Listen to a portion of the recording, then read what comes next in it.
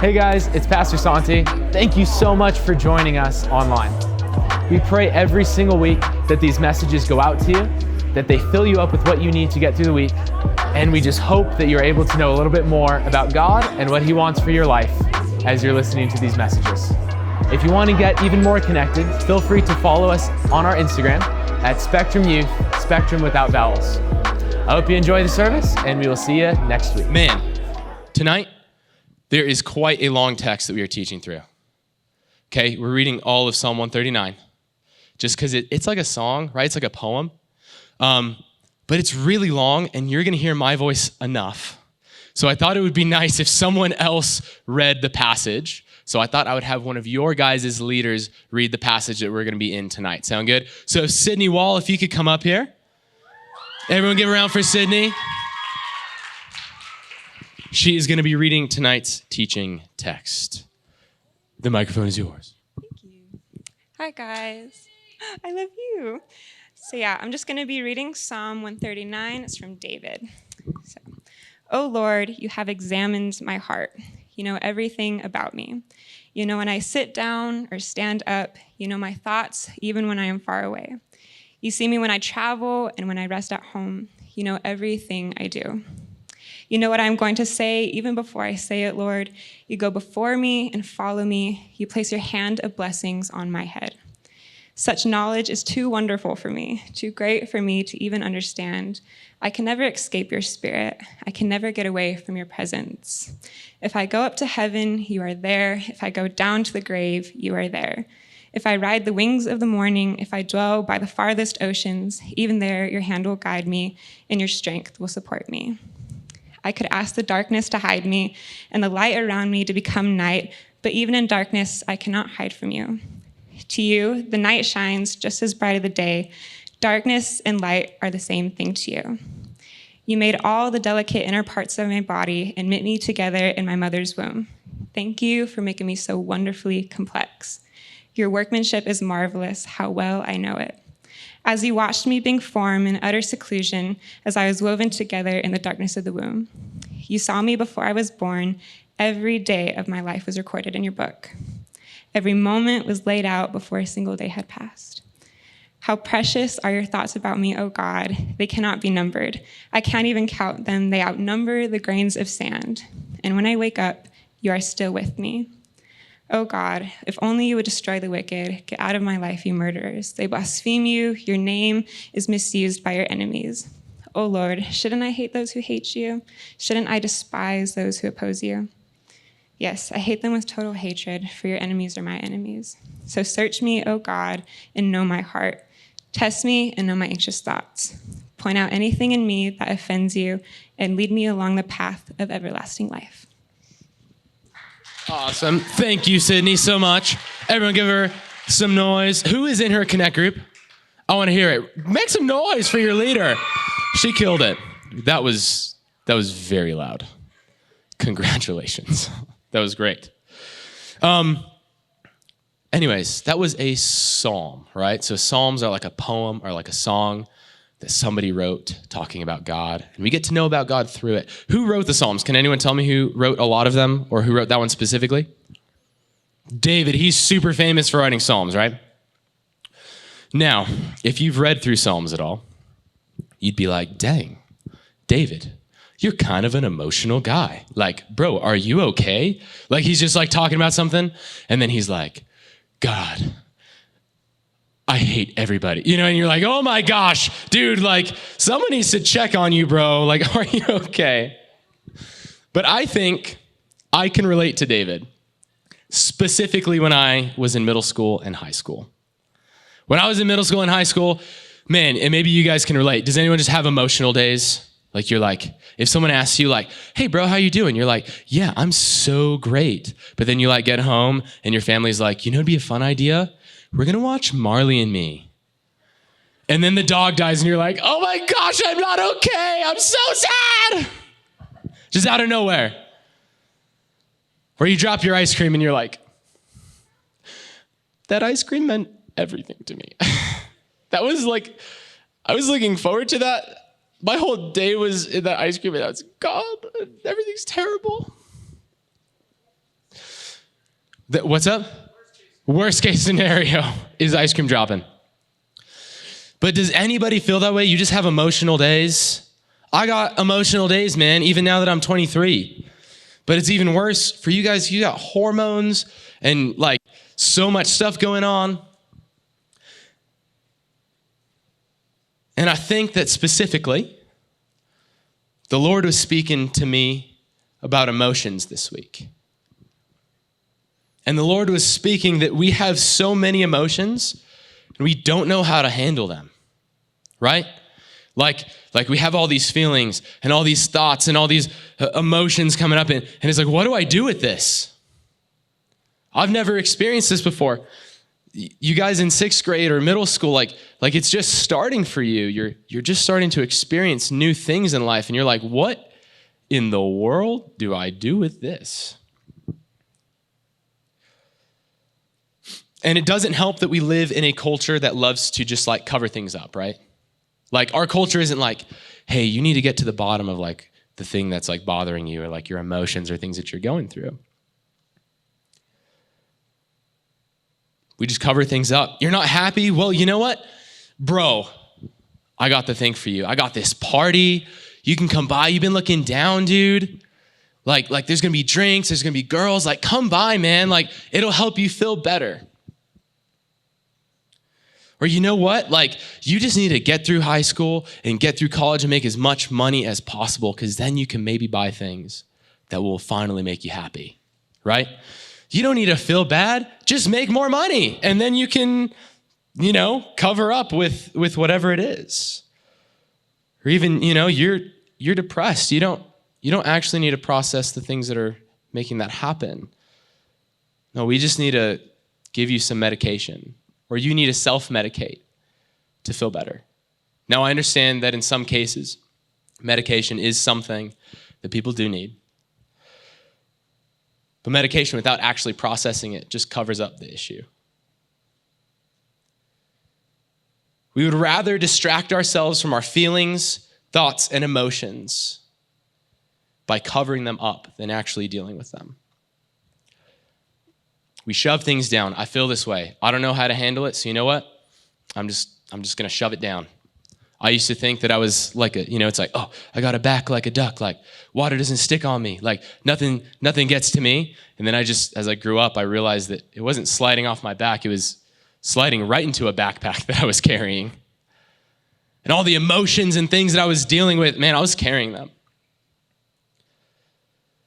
Just because we don't see or think about the hard times and emotions that we're going through doesn't mean that they're not still there. It doesn't mean that it's not still affecting us. It doesn't mean that we don't get super emotional and cranky some days because we haven't actually dealt with those things, or sometimes we just don't feel right. It's in there. I'm tired. I don't want to go on. Because it's still there, even though I'm not thinking about it. And I think that a lot of us in here are carrying unprocessed emotions because we don't know how to handle it. We don't know what to do with it, so we just cover it up. They get compressed. They're dug down deep. They're not on the surface. You don't see them, but it's still affecting you. It's still there. And I was talking with the staff this week, and I'm like, what do the students need, guys? Like when you talk to students and like, what do you guys need? And we kind of were just talking about how, we need a tool to be able to dig up those emotions and process them. And then I was like, all right, well, that's great. We'll give the students this tool, but how many in this room actually feel like they can process their emotions? And like none of us raised our hands, right? So I said, God, man, this is something I'm dealing with too. I need to figure this out. I need to learn how to process my emotions. I need a tool to process what I'm going through. So we need a tool to dig up and process those things that have been hiding away and compacted in our life. And I think that one of those tools is vulnerability. Have you ever heard that word, vulnerability? So it's the quality or state of being exposed to the possibility of being attacked or harmed, either physically or emotionally. You're like, oh my gosh, that sounds like the worst thing in the entire world. Why would I ever use vulnerability? I'll put it just in other terms. Vulnerability is when you take those things that are dug that you don't like to talk about and you bring them to the surface and other people are able to see them. Hello. Those things that you keep hidden away. So what we're going to do tonight is I want you to turn to the person next to you and tell them your deepest and darkest secret. No one? Oh my goodness. No, I'm just kidding. Don't do that. You might not even know that person. And it probably wouldn't help very much. Here's the deal. God does want us to be vulnerable with each other. I think there's many places in the Bible where he tells us you need to confess your sins to one another, right? In the New Testament, it talks about you need to bear one another's burdens. You can't bear my burden unless I tell you about it, right? However, I do think this is that there's someone you need to be vulnerable with before you're vulnerable with the people around you. And that's God. And someone who I think was super vulnerable with God was David. In Psalm 139, it's long, and thank you for bearing with me as we read the whole thing. But it's an honest conversation that David is having with the Lord. And when we read this, we can learn a few things about how we be vulnerable with God, why we need to be vulnerable with him, in front of him, and how we do that. So I'm going to pray real quick, and then we will hop right into that. God, I thank you so much for today. I thank you so much for all the people in this room. You know what I believe about every single one of these people in here, Lord? Whether they believe in you or not, you love them dearly. You care about what they're going through. You care about the emotions and the feelings that they don't know how to handle. You care about the situations that have hurt them. And God, I believe that you want to help them get rid of those. You want to help them not carry the weight of those anymore, Lord. So I pray that you would give us the tools tonight. I believe you're speaking something to somebody in this room, Lord. Pray that we would have ears to listen and hearts to change, Father. And that you would be glorified. This is not about us, Lord, but it's about how our lives relate to you. You be glorified. So we love you. We praise you. We thank you, God. In your name, amen. If you're taking notes, because you're taking notes, we'll change it to that. Because you're taking notes, think that there's three truths that you need to hear tonight. The first one is, I don't know everything about me. Let's go ahead and read verses 1-6 again. O Lord, you have examined my heart and know everything about me. You know when I sit down or stand up. You know my thoughts even when I'm far away. You see me when I travel and when I rest at home. You know everything I do. You know what I'm going to say even before I say it, Lord. You go before me and follow me. You place your hand of blessing on my head. Such knowledge, it's too wonderful for me. Oh, it's too great for me to ever understand.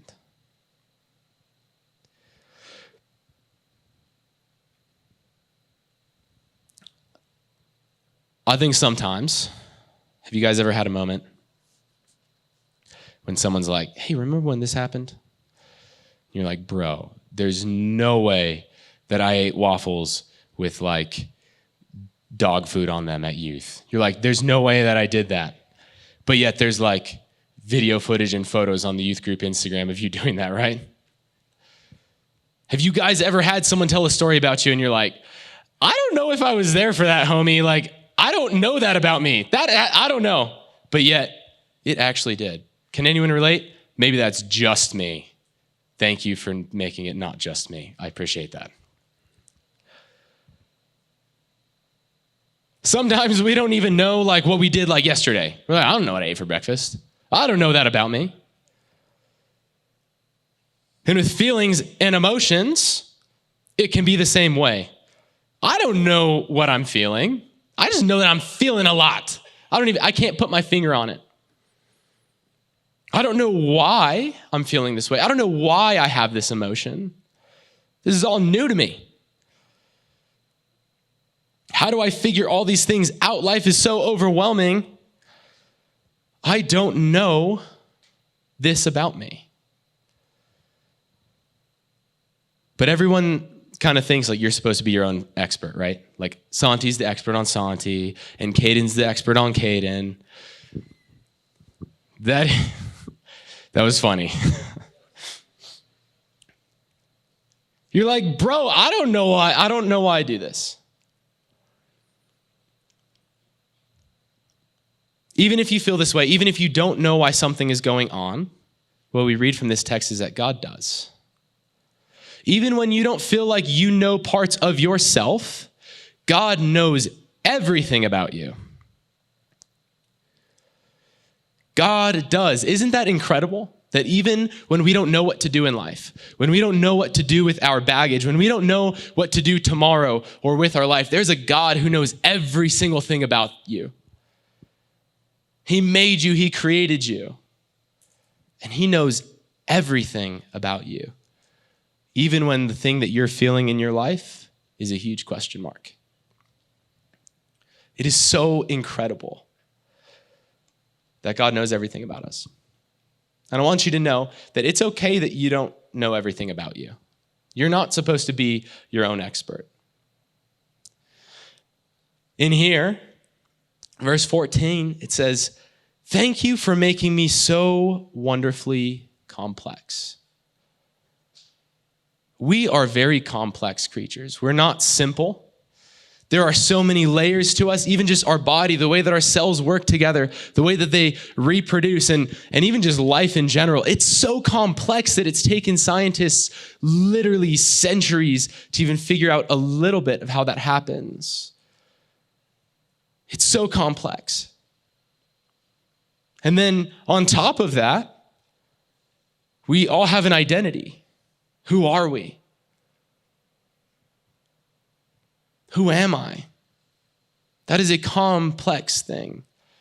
Just to foreshadow a little bit, I want to do a series on identity in the summer because I think it's really important for you guys to learn about your identity. But as I was studying for that, I read somewhere that people say this generation doesn't see their identity as a mystery to be discovered. They see it as a feed to be curated. We think that we can, okay, this is who I am. I'm going to present this to you. But here's the deal. God planted an identity in us, and it's a mystery. And it's complex. And it takes a lifetime for us to discover. And it takes us partnering with God. So it's okay that you don't know everything about yourself. It's very complex. Trying to process and figure out the intricate and complex parts of ourselves, it's impossible. It's draining. It can be tiring. Who am I? I don't know. Dude, I'm just trying to eat like donuts after school. That's just us and our thoughts of ourselves, what we're going through, our emotions. But what about what God has to say about you? As a Christian, I want to know what God has to say about me. So that's two things I have to think about. What my thoughts are, what God's thoughts are. Then there's what the world has to say about you. What do the people say about you? What opinions do they have? Oh, you're feeling this way. You need to do that. Oh, you're feeling that way. You know what? This will help you. The opinions of your friends, your peers, your teachers, the haters, they're out there. To add even more, a fourth voice is that of the other guy, of Satan. Person who is the antithesis of God. He doesn't like you. And he tells you things like you're not good enough. And nobody likes you. I can't believe you did that. You should be ashamed. Your God can't save you from that. These are all these things bombarding us, all this noise bombarding us. How am I ever supposed to figure that out? How can I ever know myself and what I'm going through?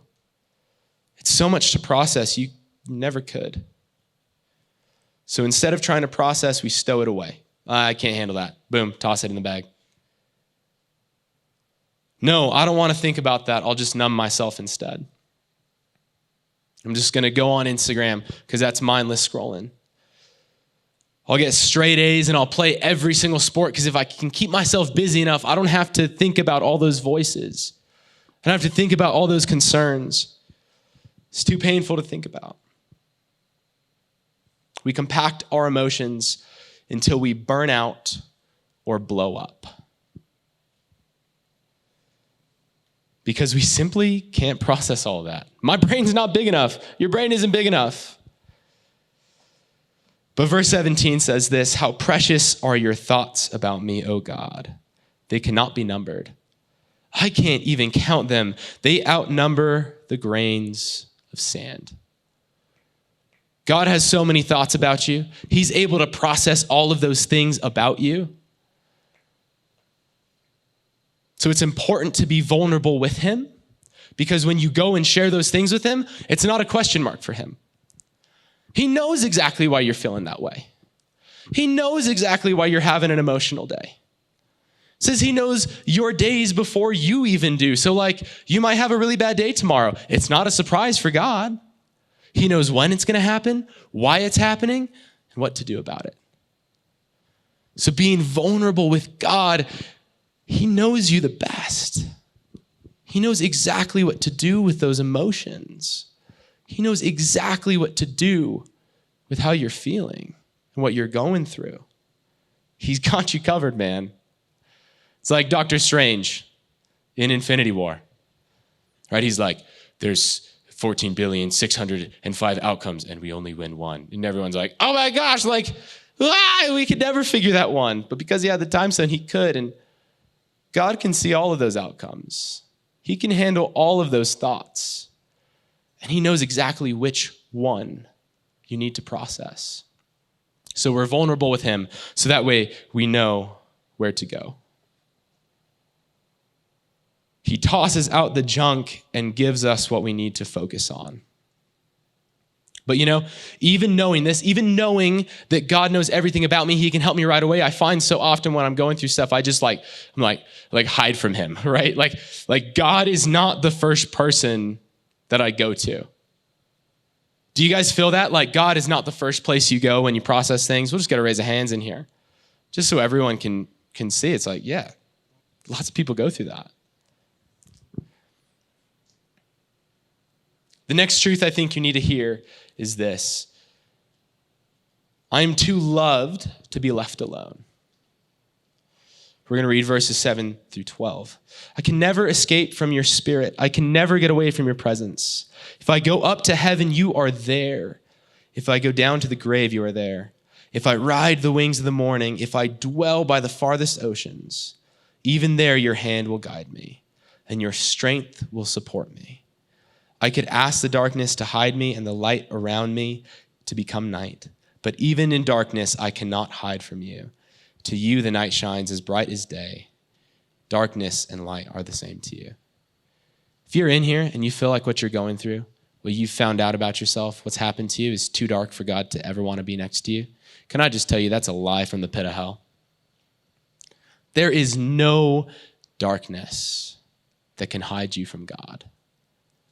There is nothing that you can go through that will separate you from God. He is there. He's everywhere. There's not a single place on this planet that God is not present. He's there. But so often we hide from him, even though we know that he's right there next to us and he can help us with anything we go through. Does anyone remember being little and going to Home Depot with their dad? Yes. And they can't find something. And the last thing that they are going to do is talk to somebody at the store who knows exactly where it is. It's like, Dad, just ask somebody. And they're down an aisle. They're like, no, we can't do that. They'll know that we're not a real man, right? And it's like, bro, just ask them. My rations are gone. You only gave me one bag of peanuts and I'm dying. You're about to go to Walgreens because you don't think they have it here, but they definitely do. Just ask somebody. Don't hide from the person who has the answer. I think this is just what humans do. Because when I look back to Genesis, Adam and Eve, the first humans, they messed up, they sinned, and God was the only person that could help them.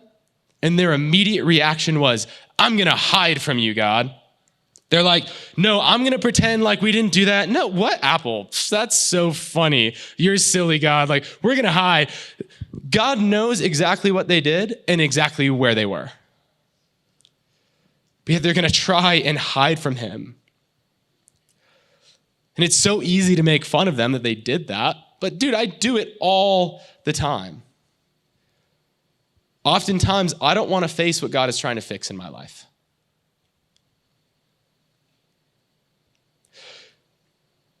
But God didn't chase after Adam and Eve because he wanted to shame them. He chased after them because he loved them so much, he wouldn't leave them alone. Because if God had left them alone, they would have lived in sin forever. Yet God had a plan to redeem them from sin. So he went and he found them. He wouldn't let that happen, so he chased after them. There's a God who knows exactly where you are. He knows exactly what you need, and he has the power to change your circumstance. And he loves you too much to leave you alone. I think that there's some of us who are hiding from God tonight. And it's not because we don't love him. We do. We love him. We're Christians. We're living our lives for him. We're just procrastinating. Are there any procrastinators in the house? I am one of them. I'm the guy who's I'm going to watch a video on how to stop procrastinating instead of doing my school project. It's you just can't rush genius, all right? So get off my back. But I've found that every time I procrastinate, the only person I'm lying to is myself. Yeah, I need more time for this.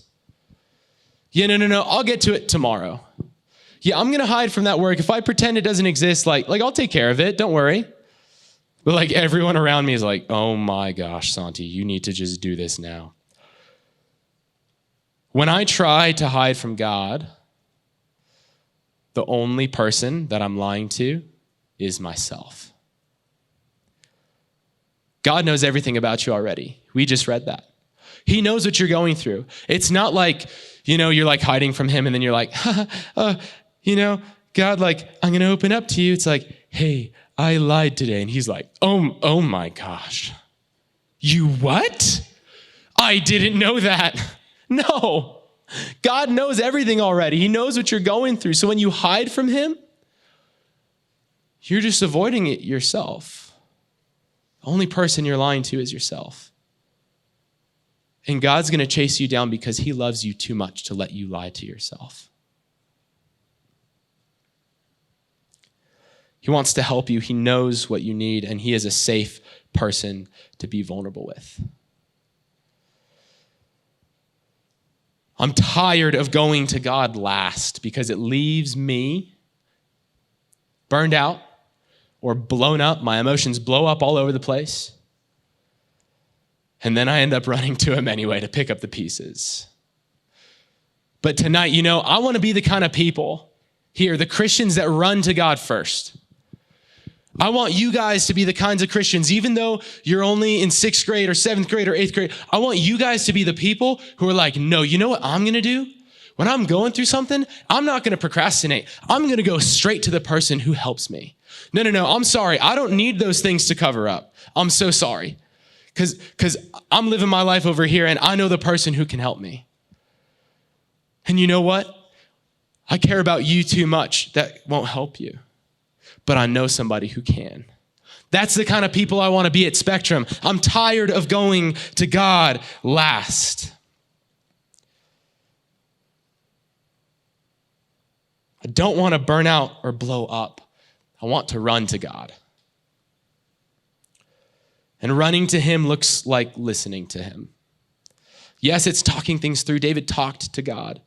Yes, it's pouring your heart out to him. David so often poured his heart out to God. We see that in this passage. But after you pour your heart out to him, Running to him is listening because he has everything that you need and he wants to tell you. The last truth you need to hear tonight is this: I need to give him space to speak. David, in verses 19 through 22, he pours out his heart. He says, "Oh God, if only you would destroy the wicked. Get out of my life, you murderers. They blaspheme you. Your enemies misuse your name, O Lord. Shouldn't I hate those who hate you? Shouldn't I despise those who oppose you?" You might sit there and be like, "Oh my gosh, David, that's crazy. That's emotional." But dude, people were trying to kill him like his whole life. They hated God. And because he worshiped God and led his nation, they hated him too. And they wanted to kill him. And he's looking at all these people and he's like, they're trying to kill me. Like they hate you, God, and I love you so much. Shouldn't I hate them? And even though he's feeling all these ways, he's still asking God, I feel this way, but shouldn't it be that way, God? What do you have to say about it?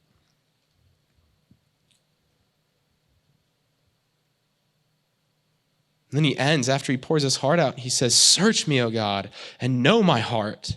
Test me and know my anxious thoughts. Point out anything in me that offends you, and lead me along the path of everlasting life." David leaves the final word up to God. The band, they can head back out. He's saying, "God, this is what I'm going through. This is what I'm feeling. I don't know. Like, what do I do with it? I'm telling you how I'm feeling, but ultimately, search me. You tell me what's going on in here." And I think that tonight we might be going through a lot of emotions, feelings, things we don't know. And yes, we need to pour them out. We need to dig them up and be vulnerable with the Lord. But the way that we be vulnerable is by listening to him.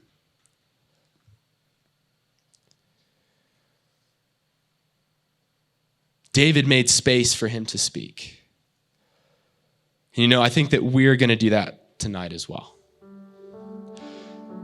I want Spectrum to be a place where you feel like you can be vulnerable with God. Maybe throughout your week you have a hard time doing that. I encourage you need to be vulnerable with God every day. You need to listen to what he has to say every single day. But I want to provide a space here where you can sit and be with the Lord, and you can ask him about those things that you're going through. Because to be honest with you, I can't fix your life. I can't even fix my own life. I'm like preaching to myself right now. I'm like, dang God, that's good. Dang God, that's good. I need to do that. Your leaders can't fix you. But God knows what you need. And I distract myself so much. I wish that when I got off this stage and the insecurities came in, dude, people don't like you. Bro, you didn't practice enough. That didn't sound good enough for people. You need to try harder next time. You didn't glorify God. I wish I could say that when those insecurities pop in, that I go home and I run to the Lord. But every Thursday night, I tend to just sit on my sofa and scroll Instagram. But I don't want to do that anymore. I don't want us to do that anymore. I want to run to God. So we're going to create space for him to speak tonight. We're going to play like 2 songs. We're going to have some worship going. And it's a time not for you to be with your friends, not to be talking with your friends. It's to be talking with the Lord. Because he can help you. We talk to other people. We're vulnerable with other people after we're vulnerable with the Lord.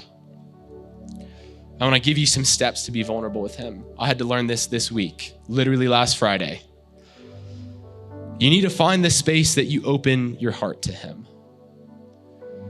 Dude, when I sing to the Lord, when I sing worship songs, he has my heart. I'm like, God, you tell me whatever you want. I'll change anything. I'm singing my heart out to him. That's for me. I know that's the same for a lot of you in here, but it might not be. Maybe it's like going on a bike ride. Maybe it's going and being in nature. Maybe it's reading his word. But you need to find the space that you open your heart to him when you're the most vulnerable to him. Step 2, and this is the one that's the hardest. You wait. We're so used to talking, we're so used to outputting that we don't know how to just sit still. I can't be bored because every time I'm bored, I'm just gonna go fill my life with something else. So we need to just wait and say, God, what do I need to process? What are you trying to speak to me? And then you don't do anything. You sit there with him. And your thoughts are gonna wander. It's gonna be really hard. Bounce those thoughts back. I'm so sorry, God. What do you want me to focus on? And when those things that you don't want to think about come up, those things that are deep in there that you don't even like to acknowledge, you need to acknowledge it. You need to say, God, I know that's in my life. God, I know I'm struggling with that. What do you have to say about it? What do you say about me? And what do you say about what I'm going through? You sit and you listen. He'll share with you what you need to be focusing on. He'll show you what you need to do. And after that, if you need to talk to somebody, you can talk to somebody. But I am not leaving space for him to speak. That's why I'm still up here. Let's pray, and then we're going to get right into it. Sound good? God, I thank you so much for today. I thank you for the word that you have spoken. And I thank you even more for what you're going to speak to these students after.